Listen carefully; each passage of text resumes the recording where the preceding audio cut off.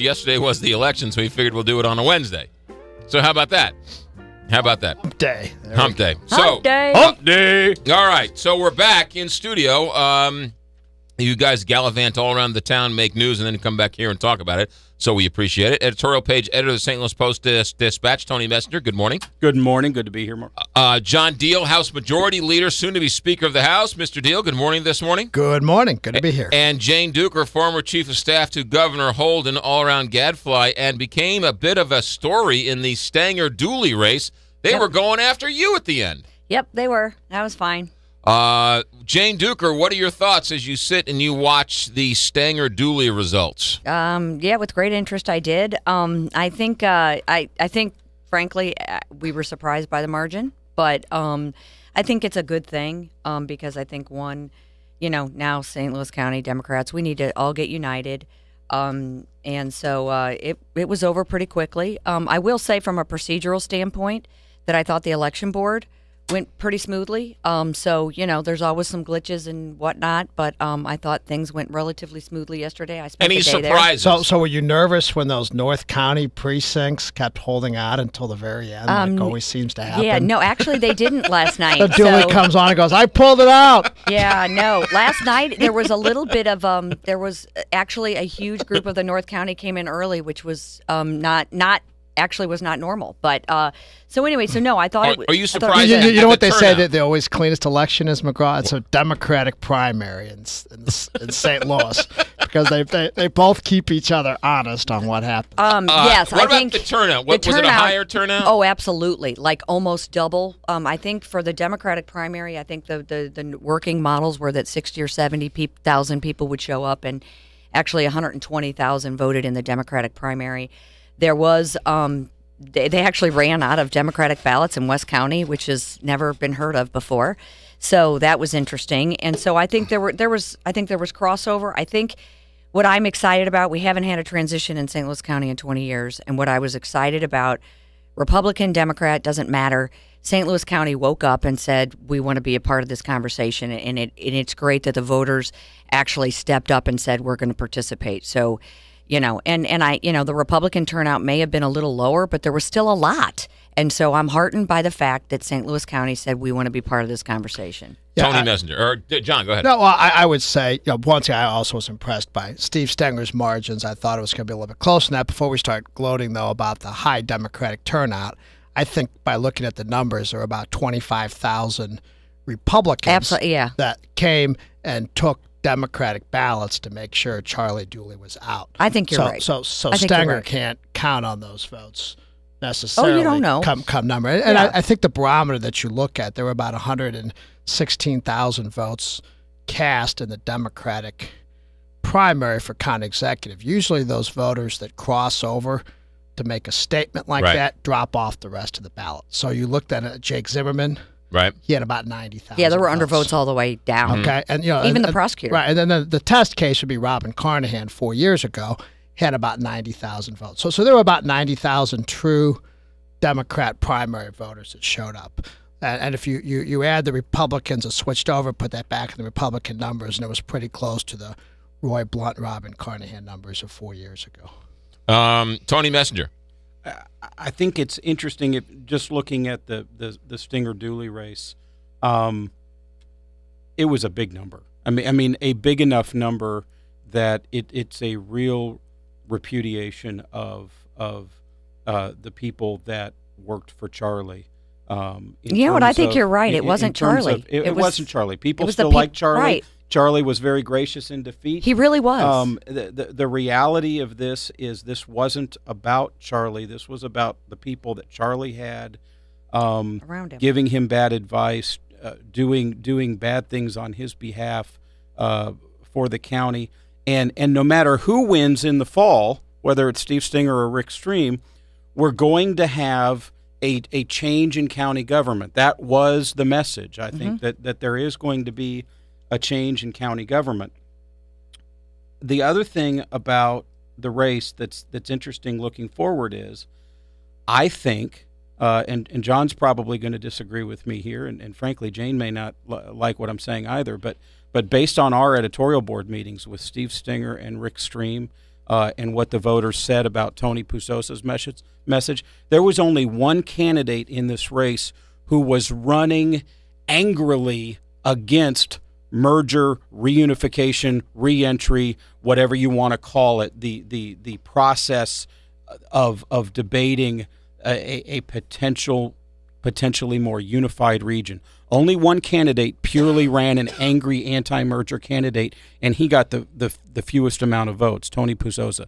Both Rick Stream and Steve Stinger have at least enough of an open mind about being part of that conversation and listening to the conversation and paying attention to the data. Neither one of them will commit to anything as it relates to what they might end up supporting, but the fact that they both make it clear that they're reasonable men who want to listen to what's out there going on in the conversation, I think that speaks well to the ongoing discussion about potential unification of St. Louis City and John St. Louis Deal, County. do you think that was on the voters' mind when they went to the polls? Oh, I don't think so. I mean, no doubt that Tony Pusosa ran the stop the merger. Right. But there were other issues there. Right. There's a lot of other issues. One, from a Republican standpoint, who can actually win the November, who can raise the money, who's got the experience to actually run the government if they should win.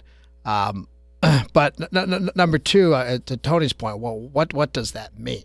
I mean, does that mean we shouldn't cooperate on crime? It's mean we shouldn't cooperate on some services like public safety services. So I don't support a merger either. Okay, but there's a lot of other things short of a merger where people can be more efficient and kind of go right. It's all so I think it's a little unfair to brand any of the candidates at this point until there's a specific proposal. There are probably 30 different scenarios and proposals out there, and just to say blanketly that none of them work or all of them work, it probably needs a little more digging into. So, John Deal, you said that you think the 25,000 Republicans crossed over and voted for Stanger. Correct. Why would a Republican vote for Stanger? Why wouldn't a Republican cross over and vote for Dooley to give Rick Stream a better chance to win in the fall? Because Republicans actually want good government. so when this comes in, well, I mean, when you come in, I mean, there's no doubt there's games that have been played, and right. And it's really, I think most people I talked to, and there were a lot of Republicans that I talked to that said, hey, I'm taking a Democratic ballot for the first time, John. Don't be worried. Right. I'm back in November. I'm doing it, though, to make sure that Charlie Dooley's not county executive. Right. Well, and I think there might be another explanation there. I mean, I think there were a lot of Republicans that said, look, if we really want Charlie Dooley to end, there's a good chance that this primary is going to decide who wins county executive, and we want to be heard. And so I think the demographics of St. Louis County are such that it's a Democratic county, but albeit a conservative, I think, Democratic county. And so I think last night was more about we have to get back to good government, and we think that the Democrats are going to be deciding this, and we want our say. I think there's one other element of some of those votes, and I'm sure somebody at some point will study how many crossovers there were and that sort of thing. I will. And I think and I think John is generally right in that most of those who did cross over will come back to pick up a Republican ballot in November, just if nothing else because they care about other issues. But will they necessarily be a stream voters in November? Not all of them, and that's because one of the things that this election proved is that big labor still really matters in a St. Louis County election. And some of those Republicans are labor Republicans. And some of those labor Republicans are going to vote for Steve Stinger because labor's going to ask them to. And so I think the big number is sort of don't forget how much labor was behind Steve Stinger and how much of an effort and how much of their political capital they put into this race. And so that's something to be remembered in November. If labor continues to come out big for Stinger, there will be some Republicans who are pro-labor who will vote for Steve Stinger. But Dooley made it easy. Oh, sure. I mean, come on. I mean, it made, and I think the factor that no one here is talking about is the fact of the minority turnout machine up in North County. Wasn't there? Does It wasn't here, but will it be there in November? Absolutely. Or I think there's serious questions about. That's my question. That's so 40,000 people, 39,000 people voted for Charlie Dooley. Mm-hmm. Will those people come to Steve Stenger, and will the Power Party unite? Unite against with? I think they will, because this is the deal. I mean, we're going to be coming up on 2016. We have a very popular senator. We have a juggernaut attorney general who's going to be governor. And I think that the Democrats know that St. Louis County is absolutely necessary for our success statewide and our success across the state. And I think this is going to be a phenomenal opportunity, and one that's been needed. And I think you saw by that vote last night that there were many, many, many Democrats who said we need a new direction, and this is a sign that we're going to actually make some change. And so I think we're going to unite better than ever, and less painful than I thought. That's Jane Duker, Tony Messenger from the St. Louis Post-Dispatch, and John Deal, soon to be Speaker of the House. The right to farm passes barely. The roads fails miserably. We'll talk about that next. KTRS.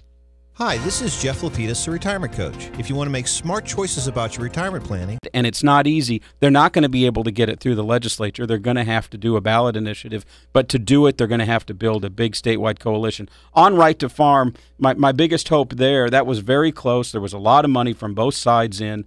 And a lot of that money on both sides was outside Missouri money. My biggest hope is that State Rep Chris Kelly, who's a lawyer and a former judge, is right, that ultimately this was purely a symbolic vote, that the wording of it doesn't really do anything, because the potential damage of trying to create a right to protect certain corporate farming techniques is bad, and that's why I was against it. But ultimately, there's a big chance that this right to farm amendment, that the pro-gun amendment, that they were primarily symbolic, and hopefully, other than making some lawyers some money to fight over some stuff in court, they won't accomplish much. John Deal. I thought the right to farm campaign was pretty fascinating from a tactical standpoint. Mm-hmm. I think conventionally you would think Republicans, and this was pitched as something where Republicans would support right to farm. This would be outstate, and then it would be versus it cut some across of the lines more than I urban thought and suburban people areas. would. And I think the strategy of both sides was to go after the other's base, and nobody really paid attention to home. So the HSUS crowd went after mid-Missouri and started this patently false argument about Chinese being able to come in and buy farms, and this had absolutely nothing to do with transfer or sale of land. And then the right to farm people came into That's because the Chinese cities. already bought the farms. They came into the cities, and they had got the support of Chris Koster and Jason Kander, and then Mayor Slay at the end to help out with this. And the question is, why would people in St. Louis care about this? People in St. Louis would care about this because you see across the country an increasing trend to have ballot initiatives to target certain segments of the industries that drive metropolitan areas. We saw this, for example, this year in the city of St. Louis. There was a fringe group that came in and essentially tried to put Peabody and anybody who uses coal-burning energy out of business. Right, in the which city of St. Louis. 80% of us in Missouri do. Right, which is laughable. What you're seeing now in a different segment are groups that are coming in and putting similar ballot measures on the ballot to say, let's say the city of St. Louis can no longer sell any genetically modified food within its borders. So something like that passed up in Oregon County near Portland, and you see groups like that organizing. So I think the mistake of the proponents was not getting that message out in the suburban areas, that this is to protect a key component of the economy in St. Louis. St. Louis has a tremendous, and as a leader in plant science technology, I think that's why the mayor supported it. I think that's what many Democrats support. And that's personally why I support it, was to keep outside groups from coming in, targeting it, while not perfect, certainly as a tool that can be used to stop those types of misleading initiatives. Jane. This is extreme reacting to extreme, which I always have trouble from governing from those kind of scare and extreme vantage points. I agree with the majority leader, that there's been some wacky stuff, ballot initiatives and stuff, and they target industries. And, I got a mailer on me for it. It just shows you sort of what we're dealing with here. But I think that the mechanism to protect against that is one, if we need to tighten up the initiative process so that it can't be abused, all for that. But what I am concerned about is now we're taking extreme measures that would have unforeseen harm in areas that you mentioned that I think normal people would be concerned about.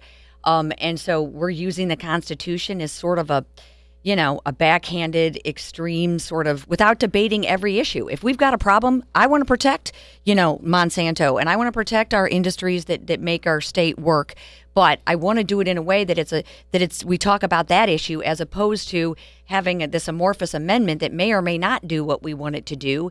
And it's lazy. It's intellectually lazy. And it's not just this one. This one, is one of many, but the gun one and the other ones, it's like, what, if we need to debate a certain issue, let's do it, but we don't screw with our Constitution in order to do that. And, legislators can't bind future legislators. Why did Democrats try to put early voting? I'm not saying, you know what, and look at both sides. Let me just tell you, you know what, okay? You're exactly right. Both sides have done it, and it's inappropriate. And so why don't we go after the cause, which is stupid ballot initiatives, and tighten them up?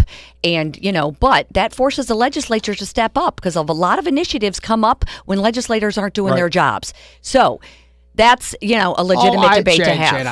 And look, I know it's always easy to take shots at the legislature, okay? Yeah. Because it is. Because there's a lot of you. It's a nameless, faceless body, okay? We can put your face on it. But the only way that you amend the Constitution in Missouri is by putting it on the ballot for people to vote on, okay? Right. And you Correct. said, back a couple of years ago when there was a ballot initiative dealing with farm issues, okay, under the umbrella of puppies, but they had very poorly written language in it. And you all cleaned it up. Well, okay, and look at, we're overturning the will of the people, blah, no, blah, blah. to say that you can't fight against these interests like the Humane Society, like you're victimless in this whole process is ridiculous, and the first because time the you governor overruled them. You overruled them. But what's wrong with giving a tool, okay, to come in and give the businesses and the agriculture community in our state a tool to use, not a perfect tool, no tool is perfect, but give them a tool to use to come back and fight frivolous ballot initiatives. There are statutes for that. All right. Tony, finish up, and then we gotta move on. I'll answer that, because if it's not a perfect tool, you don't put it in your Constitution. That's my problem with almost all of these initiatives, is that many of them, even if we want to disagree on the policy, should be statutory and not in the Constitution. If we say we should go back through and take a look at everything in the Constitution that's not I'm perfect. all for it. Okay, Let's why go. do we have courts? We did it with the criminal code. Why do we have courts to determine the constitutionality of everything if everything in the Constitution is perfect? Nothing in the Constitution is perfect. That's John Deal, Tony Messenger, Jane Dugan. We're going to come back and talk about that transportation tax that failed miserably. What's the next step? 9:34, Big Five. A great scandal. You guys were talking about it off the air. It hasn't gotten a lot of attention, but Jane Duker, tell the people this story that you've been telling me off the air. Well, it was the Josh Peters, Chris Carter primary for the 76th Missouri House District, and which is in the city and the county. It's got a sliver in the county, but it's primarily in the city. And I mean, a lot of people focused on our race, but that was an ugly race. I mean, physical altercations and canvassing. Congressman Clay supported Josh Peters, who was the incumbent. You told me Congressman Clay came out and canvassed, and he was very open. I mean, he came out and on more than one weekend canvassed for Josh Peters, very involved in the campaign, very visible. Probably the most visible campaign he got involved in this cycle, including the Dooley Stenger race. And there was because a flyer. Lacey Clay didn't do anything in the Dooley Stenger race. Right? I don't know of anything he did. He did endorse County Executive Dooley, but I didn't see a lot of visible signs. Gotcha. However, like a week or so before the campaign, the election day yesterday, there was a flyer dropped that actually accused Representative Peters of having been charged with child molestation in Illinois. And the flyer even says in the corner, he stole a young boy's innocence. And I mean, so I mean, it was. I mean, that's. They dropped this. And it was the flyer. wrong Josh Peters. And it was Whoops. the wrong Josh Peters. So they went to court, and it's very rare that a court will get involved in an election, and it's very rare that a court will kind of mess with the First Amendment, and it's got to be about as bad as it gets. So not only Well, did one of the exceptions is obviously accusing somebody of a crime. That's, right? I mean, Or it's like criminal- Turns out just it's not even complete him. falsity, Right. right? And so, so they went to court, and the court took the unprecedented step of not only saying, "Can you not hand out this flyer?" but you're going to go find basically every copy of this flyer, and you're going to destroy them. And so he won. I mean, Josh won, even despite this, won 55 or what was it, 55? 55-45. Won Yeah, by, so I mean, it 400 was- votes. Yeah, but I mean, yeah, so it's 22 still to 1,800. Yeah, and so, but anyway, the fact that a court had to step in and have a flyer removed, they generally try to leave the First Amendment in elections and political speech alone unless it is so egregious. So I just thought, I mean, Well, accusing somebody of that Oh, a I week mean- before an election, it turns out it's the wrong guy. I mean, it's just That's as out about of- as dirty as it gets. yeah, and I mean, and I mean, there were physical altercations. There were tweets from aldermen to congressmen that were pretty accusatory about things, and I mean, it was very harsh. I mean, it made our race look mild. I mean, what'll Yeah. be interesting at this point is I saw a tweet from Joshua Peters a day or so ago saying he was going to sue for libel. In politics, and you saw this a little bit last night in the Stinger Dooley speeches. No matter, particularly in parties in which you have an intra-party fight that gets nasty, like that race, and then the election's over and everybody's gracious and everybody decides to be friends again and forget all of the nasty things that were said. This kind of thing is different. oh, wow. And I wouldn't be surprised to see a lawsuit. I don't know if anybody well, there's one filed, and so it'll has any be money, but Well, I mean, this is one that I could wouldn't be actually surprised win. to see a lawsuit. Right. This is one you could actually and, Very rare. and to see a winnable sort of libel lawsuit and also slander because it was in. So assuming Joshua Peters wins the general election, he's going to then serve with you in the House, Right. right? No, and And he we did served already. it the last Right. term. I mean, I've always found Representative Peters to be a very nice young man. He's very courteous on the House Absolutely. floor, and he Right. seems to be willing to try to work on issues that are important to his district. I do think he's probably a future leader of the Black Caucus coming out of the city of St. Louis, and so that could be a precursor. There's just some jockeying for position there because I believe, if I recall correctly, there's a faction of the Black Caucus in the city of St. Louis that was opposing him, and I think Right. Josh Peters was backed by Senator Nasheed and others. Who, and Senator who've shown some willingness right. to work Chappelle across Nadal the was aisle. actually vocally opposed to Josh Peters. So there was, you're right. I mean, there was definitely not only intra-party, but I think intra-Black Caucus jockeying there. But it was nasty fascinating. and way, way, yeah. That's way really overboard. That's really Really interesting. bad. All right, while we still have you, John Deal, where does the transportation tax go from here? It failed. Right. It was on this ballot. Jay Nixon came out, put it on this ballot, and then came out against it. Correct. Failed miserably. What happens now? Well, I think it's going to be somewhat up to Jay Nixon at this point to come up and say what his solution is. This was a measure which was backed by his Department of Transportation. I think I've got a handwritten thank you note for them for allowing them to try to make the case to the voters of the state of Missouri. And I think what's funny about this is looking back at a comment that was made here earlier that's showing how the unions flexed their muscle in St. Louis County. Well, Stenger was 1A. This was probably 1B. This went down almost 2-1 in St. Louis County, which means a whole lot of people who voted for Steve Stenger, presumably at the behest of the unions who were financing and driving out the vote, didn't buy the message on the transportation Agreed. sales tax. So I think there's a little bit mixed message as to who's about the relative strength of some groups here. But look at their I guess to answer the question first, we're going to have to go back and look at, is there really a need? Okay. And then two, you go back and look at how can that need be met. Is there something you can reorganize the department? Maybe it's something where the expenses of the department get pulled into general revenue and they have to compete with the with the overhead and the bureaucracy of That would every other take a department constitutional amendment, right? and leave all the money there solely for roads, but bring the bureaucracy and the Right. salaries and stuff into general revenue. That might be a way to look at it would free up some more money for roads if it's truly needed. Or I think the people who oppose this are now going to have to come up and say what their solution is. Is it a gasoline tax? Is it toll roads? Is it trying this but in a different format? Is it doing a better job of explaining the project list? But the voters have spoken, and that's what I think where it's going to stand for. See, I don't think it was a referendum on MoDOT. Is nothing an option? Is just leaving it the way happen? It is It's what's going to happen. It's what's going to happen. I think in the short term that's going to probably have to be the case.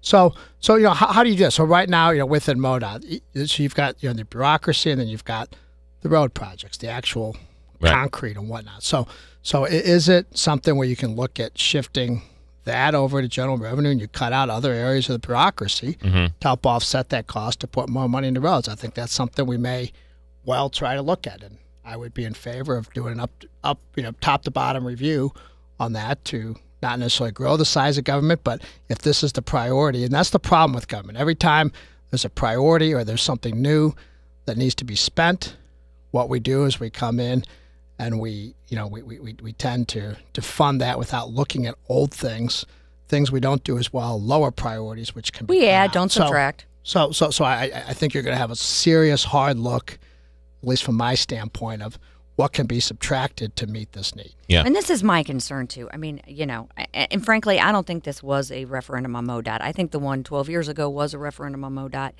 And that was the gas tax 12 years ago. And it had trouble, too, and it failed. And this is my problem. We're going to kick the can. And I really hope that all the naysayers, and there were a lot of them, and they spoke last night and they were heard. But I hope they do come up with a plan. I hope they help craft a plan.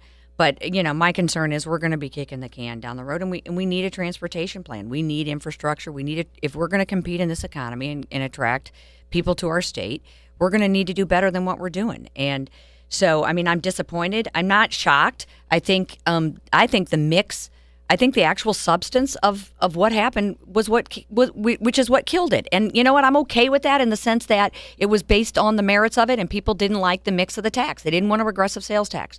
So now, do we think that there's something else that could actually fund this and take care of it? Well, it's time to step up, naysayers.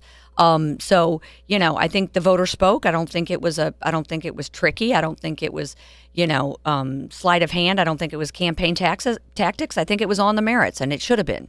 Unless people understand what they're voting on, they default. As one of the naysayers, on a tax. As one of the naysayers, I'm going to take that challenge, and I'm going to write an editorial and write talk, a transportation plan and talk about what some of those next steps are, and just generally one of those next steps is you don't try to raise the tax of the poor while you're also cutting the taxes of the rich. Well, no, I think that's agree. ultimately one of the biggest not a things solution. How do you that solve killed the it. transportation problem? All right, one more surprise from yesterday, and that was the Veterans Lottery failed miserably. The state was going to create a lottery that all the proceeds was going to go to the veterans. That failed 55-45. Why? That was good substance. Again, I think the voters were a little bit wiser about that than people give them credit for. And, this is the deal. There isn't anybody that doesn't want to fund our veterans. And I don't think that vote had anything to do with our veterans. I think what it has to do was, one, and Nixon works in good ways. I give him credit. I mean, talking about review of the lottery because it's not making enough money for education, right as they're looking to divert some lottery money to veterans. And so I think that was a brilliant tactic of sort of reminding voters what the lottery is and is not doing. Funding veterans' homes through lottery, just like funding education through lottery, always has its challenges. I supported it at the time. And, but let's be clear. That is not the silver bullet. It's not the panacea of funding for any worthy cause. And so adding another layer of this and another lottery ticket, and it's interesting because the veterans sort of, they get a slice of gambling money, and they realized that wasn't the panacea, and that's why they were onto the lottery. And it's funny how it's sort of following the education stuff. But you know what? Your government, your legislators, your taxpayers have to step up and pay for education. And these sort of tricks, they're not the panacea, and people saw through that. I was sort of I got 30 seconds for each one. Go ahead, Tom. I think voters understand what the Constitution is for. Look at what passed. Even if you disagree with the policy, like I do, electronic privacy passed, right to bear arms passed, right to farm passed. Those are all basic constitutional rights, at least in terms of how they were presented. What failed was trying to do crazy schemes to put taxes or ways to raise money into the Constitution. I think voters are offended by that. John, last comment. With regard to the Veterans Lottery, certainly the issues that the lottery has had over the past 30 to 45 days in terms of the administrative and advertising cost going way up didn't help that. We're going to be looking at that pretty hard on what's going on with the lottery.